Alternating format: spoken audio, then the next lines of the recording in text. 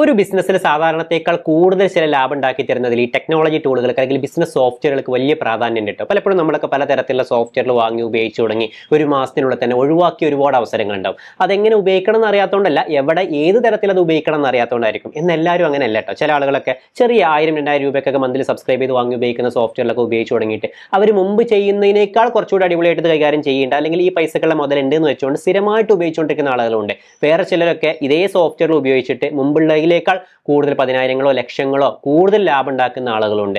പറഞ്ഞുകൊണ്ട് വരുന്നത് സോഫ്റ്റ്വെയറിന്റെ ഭാഷയിൽ ഇതിനൊരു അഡ്വാൻസ്ഡ് യൂസർ എന്നാണ് പറയാട്ടോ.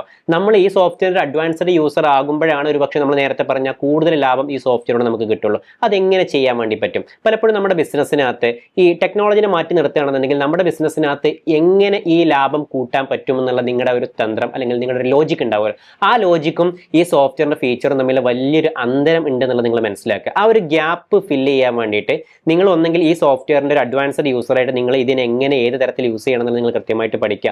അതിന് നിങ്ങൾക്ക് കഴിഞ്ഞിട്ടില്ല എന്നുണ്ടെങ്കിൽ ഒരു പക്ഷേ ആ സോഫ്റ്റ്വെയറിന്റെ ഒരു എക്സ്പേർട്ട് ലെവൽ സപ്പോർട്ട് നിങ്ങൾ നേരിട്ട് വാങ്ങിക്കുക. അതല്ലെങ്കിൽ തേർഡ് പാർട്ടി ഡെവലപ്പേഴ്സോ ഇംപ്ലിമെന്റേഴ്സോ അതല്ലെങ്കിൽ അതിന്റെ കൺസൾട്ടൻസിനൊക്കെ സമീപിച്ചിട്ട് വളരെ കൃത്യമായിട്ട് ഈ ടെക്നോളജി ടൂൾ നമ്മുടെ ബിസിനസ്സിന്റെ ലാഭം കൂട്ടിത്തരുന്ന ആ ലോജിക്കുമായിട്ടും കണക്ട് ചെയ്യാൻ വേണ്ടിയിട്ട് ആ ഗ്രാഫ് നിങ്ങൾ നേടിയെടുക്കാൻ വേണ്ടിയിട്ട് നിങ്ങൾ ശ്രമിക്കുക. നടക്കും.